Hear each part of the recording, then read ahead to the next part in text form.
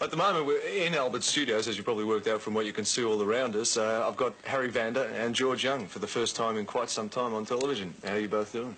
Oh, pretty good, Lee. Thank you. The reason we'd like to talk to you both tonight in particular is for a couple of reasons. One, there's an Easy Beats album that's just recently been released of a whole heap of earlier Easy Beats material that never had been released before. And also want to talk to you about the Easy Beats because very little has sort of been said by either of you guys about what you feel about what the band was all about. When you consider what bands were about in the 60s as far as Australian acts that were exports overseas and artists generally, you're looking at people like Rolf Harris and Frank Ifield and the Seekers and that, and to that extent I suppose the Easy Beats were very unique in as much as they were only, you know, the only rock and roll band really to come out of Australia at that time, right?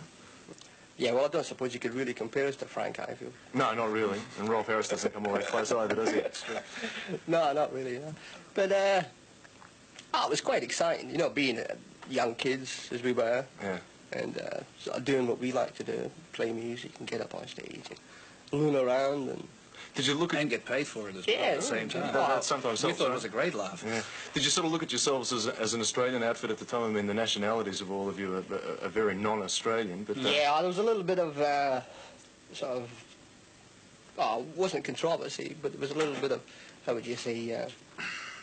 nastiness somewhere along the line because none of us actually were Australian. Yeah. It was sort of two English, two Dutch and one Scotsman. Yeah. But we all considered ourselves basically an Australian band because that's where we started. Yeah. On the overseas mark of it, as opposed to, you know, the success of the band in Australia, did you look at yourself as being more an English-oriented band or the United States? Well, I suppose we were somewhat more on the British side, I would say. Yeah. Because of the groups that we were really into at the time, you know, yeah. Which you couldn't help being into, like the Beatles, the Stones, Kings, Who, you know. Yeah, I suppose that's where our ground roots were at. Yeah. And Chuck Berry. The album that has come out indicates that quite a bit, and quite a bit of the material that is on it was actually recorded in the United Kingdom. Mm-hmm. Most of the material that is on the album was never released at that particular time. For what reason wasn't it released? There's a number of reasons. Probably at the time we didn't think a lot of it was good enough. There was contractual problems. Also, we had some tracks which we thought were more suitable for the time, you know. And, other tracks that we thought would sell more. Mm-hmm. But of course, some of the material there is up to what, around about 10 years old. Listening to it now, how do you feel? Well, a little bit embarrassed about some of them, I suppose, but that's only mistakes. Don't worry about it. You know, you live in it's all atmosphere. But there were, you know, a hell of a lot of good times we had. Yeah. Putting them down. Yeah, there's a few. And I suppose the shines through. Yeah, that is true. Artists have mentioned their favourite Easy Beats tracks. I know that Alice Cooper's right into Friday on My Mind, and Gene Simmons from Kiss is also rated as one of the people that are right into the Easy Beats. My favourite Easy Beats song is Friday on My Mind. What about yourselves? Is there any one in particular that sticks out to you? There's probably a few that we would think would be a little bit more. So many. Yeah. I liked Heaven and Hell. That was a good track. That was a bit of an experimental stage in the band too. You started, you know, getting into some more aggressive and meaningful lyrics at that particular stage. Yes, well, we tried to put a little bit more in the music. Yeah. Well, the atmosphere in those days was you tried to. I think everybody sort of felt that way. Every recording group tried to sort of expand a little bit, try to make each record as it came along progress a little bit more than the previous one. At the same time, retaining you know, a commerciality. Put something new into it. Yeah. As we tried. Shame, you know, I mean, it was very much ditty time at that particular stage, so, you know, some got blown out. Well, what was it exactly that did bring about the demise of the Easy Beats? Maybe you could call it boredom after so many years. Was there any disappointment there as well? Had you been hoping for anything bigger than what happened? Oh, well, we had our ups and downs.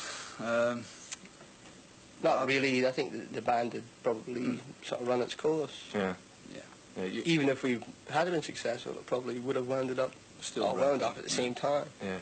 So, since that has happened, the two of you have been involved in various different fields as far as rock and roll is concerned, primarily as songwriters, I suppose, engineering work, and also a couple of efforts that you've put out yourselves, like Flash in the Pan, for example. Mm-hmm.